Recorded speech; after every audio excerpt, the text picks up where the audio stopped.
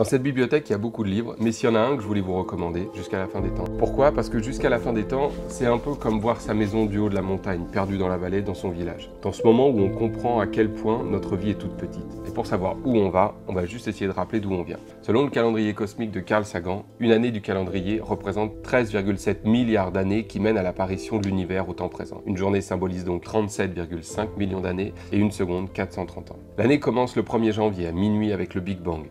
Dans la première moitié du mois de janvier, les étoiles naissent et forment des galaxies. Ce n'est que 2 mois plus tard, à la mi-mars, qu'apparaît la nôtre, la Voie lactée. Début septembre, au sein d'une gigantesque nébuleuse, un nuage de gaz s'effondre et engendre notre système solaire. Les agglomérats de poussière deviennent des planètes et parmi elles, la Terre. Le 21 septembre, les premières traces de vie apparaissent sous la forme d'organismes monocellulaires.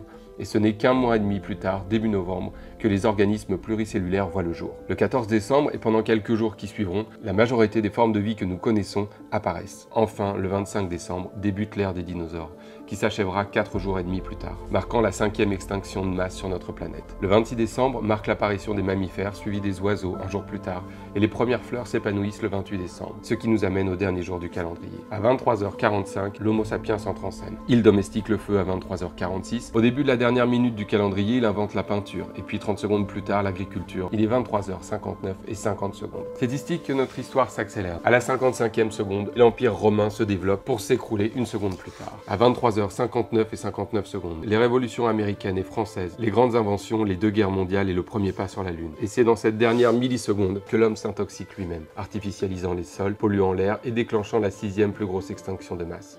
Et voilà donc où débute notre livre. Que se passe-t-il donc ensuite? La Terre ralentit en tournant sur elle-même, et dans 50 000 ans, il faudra rajouter une seconde à nos 24 heures. 1 million d'années plus tard, la dérive des continents la faisant ressembler à ça en recréant la Pangée. 600 milliards d'années plus tard, le Soleil brille de 10% de plus, il fait 50 degrés. Le noyau interne de la Terre s'arrête et le champ magnétique aussi. 2300 milliards d'années plus tard, Andromède arrive. La température de la est d'environ 150 degrés et la vie telle que nous la connaissons n'a pas survécu. Des années après, s'il a survécu, le Soleil disparaît et passe par une phase où il engloutit la Terre. Rien n'a survécu, ni les Beatles, ni les Stones, ni cette vidéo. Les galaxies les plus proches fusionnent et celles qui sont trop loin s'enfuient dans des vitesses ahurissantes, respectant ainsi la 2e loi de la thermodynamique. Puis les nouvelles étoiles sont de plus en plus rares. Quand l'univers est 1000 fois plus âgé qu'il ne l'est aujourd'hui, plus rien ne s'allumera jamais, hormis quelques étoiles. Le temps passe et les atomes restent. Vous y êtes encore un peu, puisque vos atomes qui vous ont composé recomposent l'univers. Presque, puisque certains éléments, les protons, peuvent se désintégrer. Dans le plus optimiste des scénarios, la matière disparaît seulement vers 10 puissance 10 puissance 76. C'est un nombre absolument colossal que ma vie entière ne suffirait pas à écrire. Rien ne restera. Ce livre passionnant raconte ces faits-là, qui ne sont pas des histoires, mais qui sont notre histoire. À vous, à moi.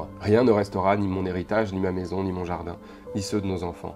Bien sûr, il y a un deuil à faire, mais passer ce choc, et c'est précisément l'intérêt que je trouve à ce livre, il y a, je l'espère, peut-être quelque chose de libérateur. Hors des chiffres, il y a un sens à trouver et des questions à répondre, de nous à nous-mêmes et pour nous. Il n'y a rien d'autre à faire qu'à vivre, finalement. Dès lors, pourquoi tout ce bruit du monde et tout ce qu'on nous oblige à faire? Travailler, épargner, capitaliser. J'ai lu ce livre pendant le confinement à une époque où la société différenciait les essentiels et les non essentiels. Et je me disais que c'était précisément l'inverse, le mauvais adressage des catégories que ce livre me permettait de voir. Pour moi, il était essentiel de vivre, de faire ce qu'on aime dans cette vie, parce que nous n'en aurons pas d'autres. Mais il était non essentiel de donner 8 heures par jour à une organisation, une vie qui n'est pas la sienne.